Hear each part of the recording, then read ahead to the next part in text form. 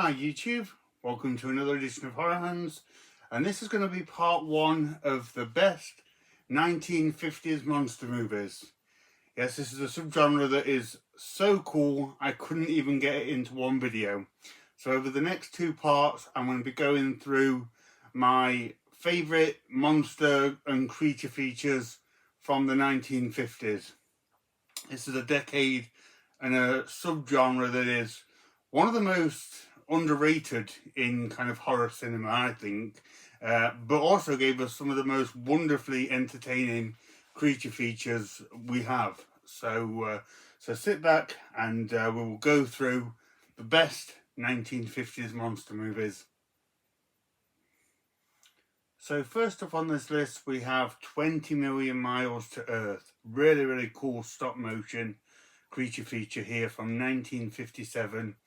So in this one we see a rocket ship travelling back to Earth, and it crashes in the Mediterranean Sea and makes its way to Italy, where this monster that starts out small is discovered, and they take him back to a lab. They do some tests on him, but it just keeps growing bigger and bigger and gets giant and turns into this giant creature that you see on the front of the movie here. And this is a really cool one because first of all the monster gets lots of screen time, which is always a good thing for me. It's also got some fantastic stop motion effects by Ray Harryhausen. He does a great job in this movie. It's one of his best examples of work in my opinion. And also the things that the monster does in this is really cool. So we get a stop motion fight scene between the monster and a zoo elephant, and he also just causes a lot of trouble around this Italian city. I think it's sort of near Rome or something like that, because it's sort of like Colosseum style buildings which he crushes and makes a mess of. So this is a really cool movie, a great one to start with if you want to get into this genre and see what it's all about. It has kind of the usual typical kind of military subplot with this, trying to bring the creature down. You'll probably hear that a lot during the next two videos, but it all kind of makes for the fun of these movies. So yeah, 20 Million Miles to Earth was a really fun creature feature, and is one of the best examples of stop motion, and there's a lot of it in the film as well, which is always a great thing. So that's 20 Million Miles to Earth. Next up on the list we have Attack of the Crab Monsters from 1957. So I couldn't do this video without throwing in a few Roger Corman classics. This one is one of my favourites, although it is kind of regarded as a very kind of hokey monster movie. But this one's pretty cool. This is a bunch of scientists that are working out in like the Pacific or something like that, and they find this kind of strange darkened area of coral reef or something, and they slip into this sort of separate part of the ocean, and they are attacked by these mutated crab monsters. And that's kind of pretty much it, to be honest. They have to do battle against them. And I think there's also, they do find out that the crab monsters have some kind of, they can like absorb your knowledge and your mind and things like that. So they have a few plans based on the growing knowledge that the crabs are getting from their victims. But as I say, this one is received, it doesn't have the best reception. It is kind of regarded as more of a silly creature feature, and a lot of people kind of criticize it for the ridiculousness of the crab monsters. But I don't know how you can't love these mutated crabs. I mean, that kind of thing is right up my street anyway. But these are really cool looking. They kind of always looked a little bit half asleep, but they look pretty scary. And I think if one of these was lumbering its way towards me, I'd be pretty intimidated. And yeah, I just always thought I always marvelled at them when I was younger. I just thought they were such cool creatures, and anything that comes out of the ocean is really cool. So yeah, Attack of the Crab Monsters is always one that I've really enjoyed. Definitely one that I would recommend if you want to see something a bit more on the sillier side as far as 1950s monster movies go. Next up we have The Beast from 20,000 Fathoms from 1953. So in this one we get some like nuclear bomb testing or some kind of bomb testing near the Arctic. They start doing that, and it wakes up this giant sleeping lizard-like monster that you see here, and he goes on a rampage, and the army, the military, have to try and stop it. Very simple, very quintessential 50s monster movie plot. But that's pretty much what you get with this. It's a really entertaining one. It's a great film. Again, great special effects from Ray Harryhausen. He does a great job in this one. The monster gets a decent amount of screen time. And also, again, he does some quite cool things in this one. He destroys a lot of the city. And then there's a kind of a really cool climax in and around a theme park with this monster kind of destroying this roller coaster and things like that. It's a really good ending to the movie. Also notable, we have a young Lee Van Cleef in this film. Cool to see him pop up in this one. But yeah, Beast from 20,000 Fathoms, another one you can't go wrong with. Really cool movie. Next up we have The Black Scorpion from 1957, a favourite of mine in this subgenre. This is the tale of basically a giant scorpion that emerges from a subterranean lair under the city and starts causing more 1950s monster chaos. And again, the military and scientists have to do battle against it and try and defeat the creature.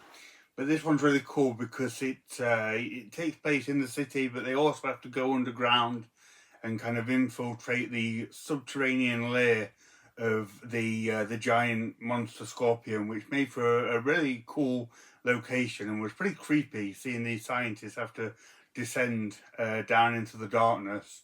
But again, you've got some great stop motion in this one. Actually, some of the most impressive stop motion ever, because if you think how many points of articulation a scorpion has, I mean, I don't even know the answer, but to try and animate that in stop motion and have it do things and make it look effective is no easy feat, and they did a really impressive job with this one.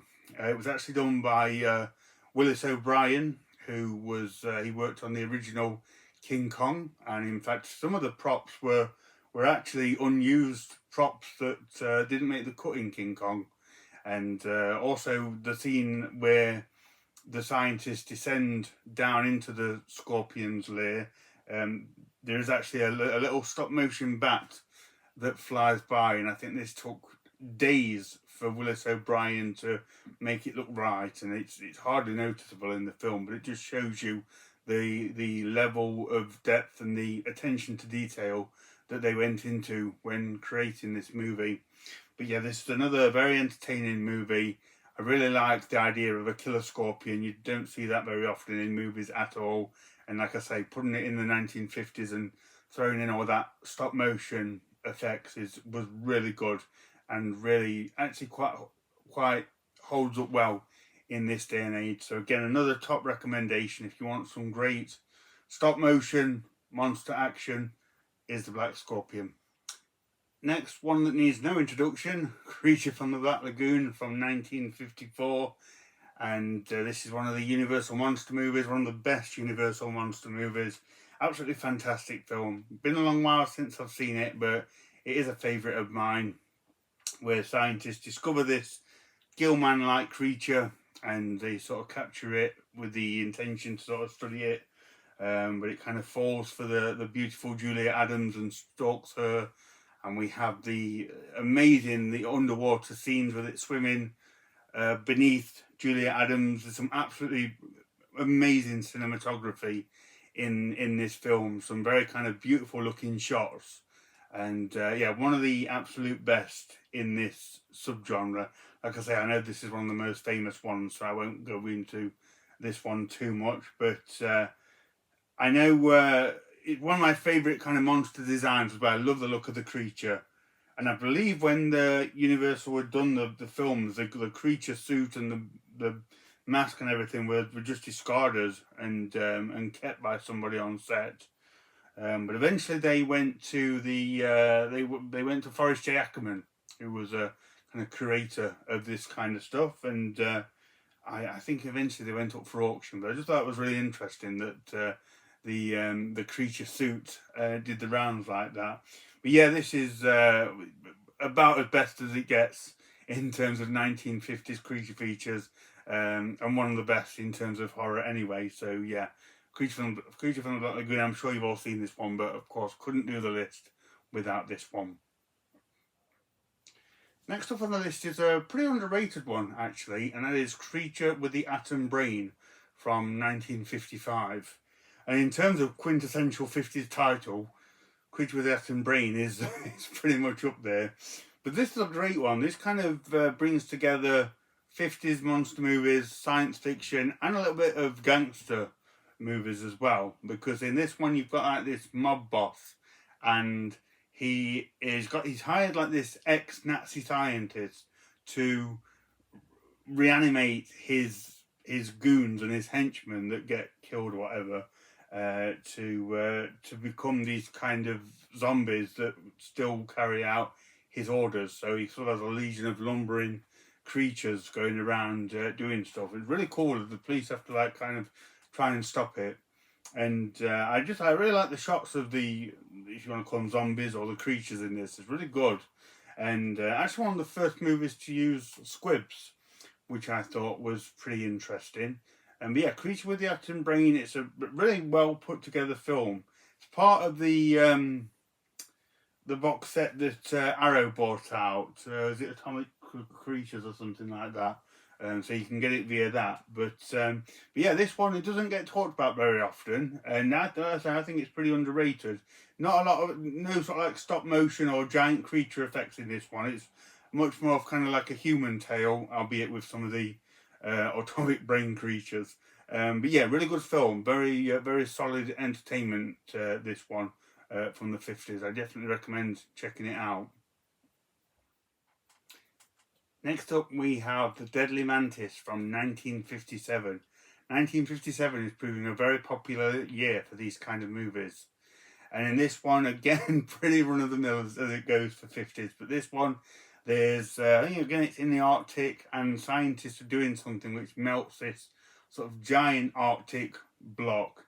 And it thaws out, and within it is this giant praying mantis monster that flies off and starts to cause havoc in the city, and again the army have to try and stop it. But this one's a pretty good one. This is very heavy on the sort of the army, the military tactics to try and stop this one. They even throw in a lot of stock footage of military planes and things like that to add extra realism into the movie. The Deadly Mantis itself is pretty cool. You get some really good kind of close-up shots of the monster and its face and its arms, or whatever you call them, its talons, and it also flies through the air, which is pretty cool as well. Not my favourite in terms of these kind of 50s monster movies, but it's definitely a good one, and definitely worth checking out. And again, similar to things like the Black Scorpion, pretty impressive stop motion effects when you think again how kind of, I don't know, flimsy looking and strange a praying mantis is, to try and animate that and make it look good.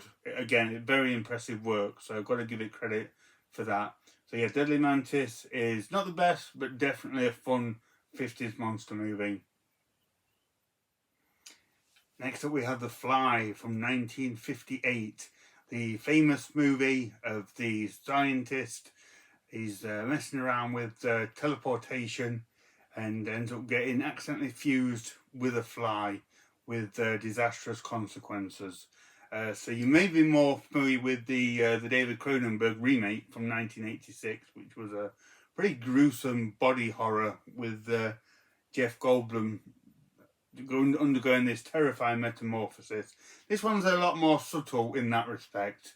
The fly creature in this, as you may have seen before, he has a kind of a fly head, and then he has a bit of a fly arm going on underneath his lab coat, and it's kind of his struggle to try and find a way to cure or reverse the process and the mess that he's in. But really great film, really good one. This is, it's smaller in scale in terms of it's not the giant stop motion creatures destroying cities. Very much focuses on this one scientist's plight, and most of it takes place in his laboratory. But it's a really great film. Vincent Price plays a part in this one as well. And this was actually the most successful movie that producer Kurt Newman ever made. But he would never find out about it, actually, because he sadly passed away 1 month after this movie was released. So he never got to see how well it did, which is a real shame. Yeah, The Fly is an excellent movie. Of course, it spawned a couple of sequels and the very famous remake. And is an example of one of these movies doing very well financially, which is always impressive. Next up we have Frankenstein's Daughter, also from 1958. And this is a fun one. This one sort of represents a bit more kind of like schlocky horror from the 1950s. This one treads a little bit more into kind of exploitation cinema. But it's a good film. I enjoyed it. I had a lot of fun watching it. So in this one, we have Frankenstein's grandson, played by Donald Murphy. He's sort of taken up from his famous grandfather, and he's doing experiments, and he's sort of obsessing over these kind of the experiments that his grandfather used to do. And he kind of has a few sort of female victims or people that he disagrees with, and he tends to experiment on them. But one particular woman who kind of rejects his advances or something like that, he gets her and experiments on her and turns her into a full-on Frankenstein's monster. It's pretty cool. And that's pretty much it, really. But like I say, it's a lot of fun if you want to see something a bit more B-movie-ish from this time period. Now, it's kind of funny. The guy who did the makeup for this, Harry Thomas, when he created the full Frankenstein's monster suit, he didn't realise it was going to be for a woman. So at the last minute, he drew some lipstick over the makeup just to try and give it that feminine look. Something that's always made me laugh. It kind of tells you what it was like on set, I guess, when it came to this low budget movie. But as I say, I've always found this one to be good fun. And if you want something, as I say, a bit more on the exploitation side, check out Frankenstein's Daughter. Okay, one of my favourites from this time period is I Was a Teenage Frankenstein. So in this one, we have this crazy scientist, not technically Frankenstein. He never lists himself as Frankenstein, but this crazy scientist, played by Whit Bissell, he gets this young guy from a car accident and takes his body and creates him into this hulking kind of Frankenstein type monster. It looks really cool. He's got this kind of mangled face and a big eye, and when he kind of comes to and is brought back to life, he just goes crazy and goes on a killing spree, and it's just an absolutely awesome example of 1950s sci-fi horror. Very, very entertaining. Yeah, not too much else to say about it, really. There's not all that much going on other than this cool Frankenstein creature thing going around killing people, but it's so much fun. One that I highly recommend checking out. And the companion piece to that one, I Was a Teenage Werewolf, also from 1957. Another hugely enjoyable film from this time period. This one sees this angsty teenager, got a lot of anger issues and things like that, and he goes to like a shrink psychologist who does something to him, and it turns him into a werewolf, as it would. And similarly with Frankenstein, when he runs around as a werewolf, killing people, terrorizing these girls in high school and on the basketball court or something like that. But it's another really cool one. Very, very entertaining film. Cool looking werewolf effects in this one, and the story of like the angsty teenager does work pretty good. I mean, it was kind of the in thing in the 50s anyway, I think, and also it's a good catalyst for the story as to him turning into a werewolf and tearing the place up. It works very well, and it's very entertaining. So yeah, great as a double feature with I Was a Teenage Frankenstein. Definitely recommend those two movies. And I wanted to end with this one for this part one. This is How to Make a Monster from 1958. Now, I've strategically held this one back after I Was a Teenage Werewolf and I Was a Teenage Frankenstein, because it kind of involves those two movies. This is a really, really good film. One of the best 1950s monster movies that you'll see. Very clever film, very ahead of its time with the idea that it deals with. and quite meta as well. Really, really great film. So in this one, we have this guy. He is like the makeup guy for the horror department in a major film studio. And he loves what he does. He has a lot of passion for what he does. But the studio executives, they come down and they tell him, pack up, you've finished. We're not making horror movies anymore. They're out of fashion. We're doing other things now. So, you know, we don't need you. Goodbye. And he doesn't take this very well. He goes off the rails a little bit. And he gets the monsters from I Was a Teenage Frankenstein and I Was a Teenage Werewolf. He gets them, puts them under some kind of mind control, and uses them to kill off the execs and the people that are against him and that are working to close the horror department down. Absolutely fantastic plot. If that plot doesn't sell it to you, you're probably watching the wrong channel. But it's so good and it works really well, and the monsters get lots of screen time, lots of things to do. And it's just a fantastic film, and it really seems like it was made with horror fans in mind and for people that love that genre and never want to see it go away. So good one to end the video with, but possibly my top recommendation of any of these films. I don't know, there is some good ones to come. But yeah, How to Make a Monster, very enjoyable film, very, very well put together. One that I definitely recommend. So I hope you've enjoyed part 1 of this video. Let me know what you think of the movies that you've seen so far. I'll be back very soon with part 2. And we'll go through a few more of these awesome 1950s monster movies. I hope you enjoy this and the upcoming video. So thank you very much for watching, and stay tuned for more videos.